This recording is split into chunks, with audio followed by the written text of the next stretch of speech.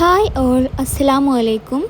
അപ്പോൾ ഇന്നത്തെ വീഡിയോയിൽ ഞാൻ നിങ്ങളായിട്ട് ഷെയർ ആക്കുന്നത് ഒരു സ്റ്റീംഡ് മോമോസിൻ്റെ റെസിപ്പിയാണ്. അപ്പോൾ ഇതാ നമുക്ക് വീഡിയോയിലേക്ക് പോവാം. അപ്പോൾ ആദ്യം തന്നെ നമുക്കിതിൻ്റെ ഫില്ലിങ്സിന് എന്തെല്ലാം വേണമെന്ന് നോക്കാം. അപ്പോൾ ഞാനിവിടെ 2 ചെറിയ ഉള്ളിയാണ് എടുത്തിട്ടുള്ളത്, പിന്നെ ഒരു ചെറിയ ക്യാരറ്റ് ചോപ്പ് ചെയ്തത്, കുറച്ച് ചിക്കൻ ചോപ്പ് ചെയ്തത്, ചപ്പ്, പച്ചമുളക്, ഇത്രയും ഐറ്റംസാണ്. ഇത് നമ്മൾ ജസ്റ്റ് ഒന്ന് എണ്ണയിലിട്ടൊന്ന് വാട്ടിയെടുക്കണം. അതിനായിട്ട് ഞാനൊരു പാൻ അടുപ്പത്ത് വെച്ച് കുറച്ച് സൺഫ്ലവർ ഓയിൽ ഒഴിച്ച് ചൂടായിട്ട് നമുക്കതിൽ ഇഞ്ചി വെളുത്തുള്ളി പേസ്റ്റ് ഇട്ട് കൊടുക്കുക.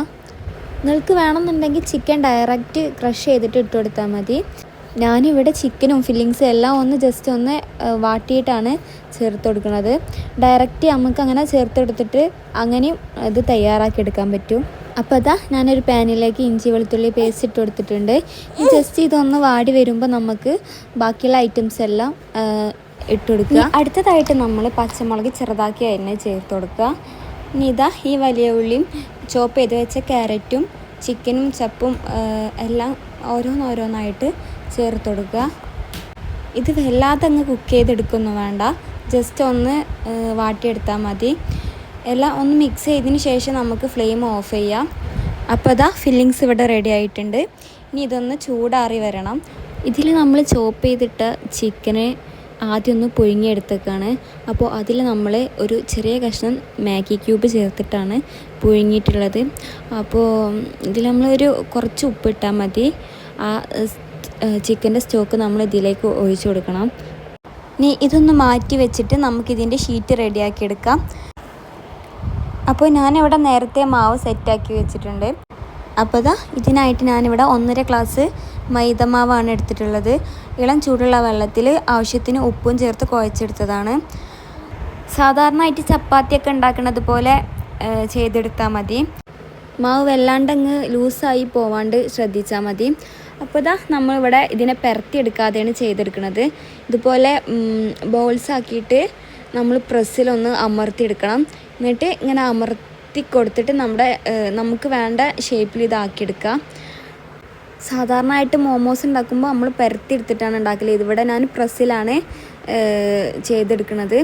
ഇങ്ങനെ ആകുമ്പോൾ ഒന്നും കൂടെ സിമ്പിളായിട്ട് കിട്ടും. അപ്പോൾ ഇതാ ഇങ്ങനെ ഓരോ ബോൾസ് നമ്മളിതാ ഇങ്ങനെ ചെയ്തെടുക്കുക.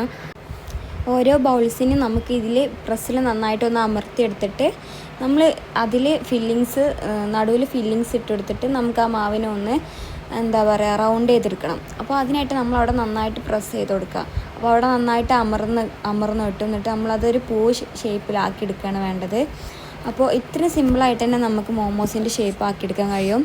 മറ്റേത് നമ്മൾ പരത്തിയിട്ടൊക്കെ ചെയ്യുമ്പോൾ ഒരുപാട് ടൈം എടുക്കും, പിന്നെ നന്നായിട്ട് ഒട്ടി കിട്ടില്ല. അങ്ങനെ ആകുമ്പോൾ നമുക്ക് പെട്ടെന്ന് തന്നെ ഒട്ടിപ്പിച്ചെടുക്കാനും എല്ലാത്തിനും നമുക്ക് സിമ്പിളാണ്.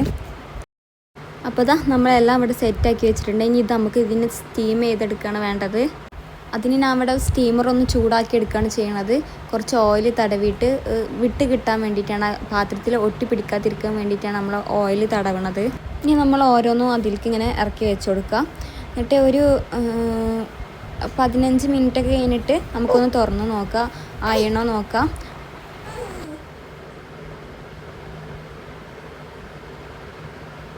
അപ്പോൾ ഒരു 20 മിനിറ്റിന് ശേഷം നമ്മളിത് തുറന്ന് നോക്കുന്നുണ്ട്.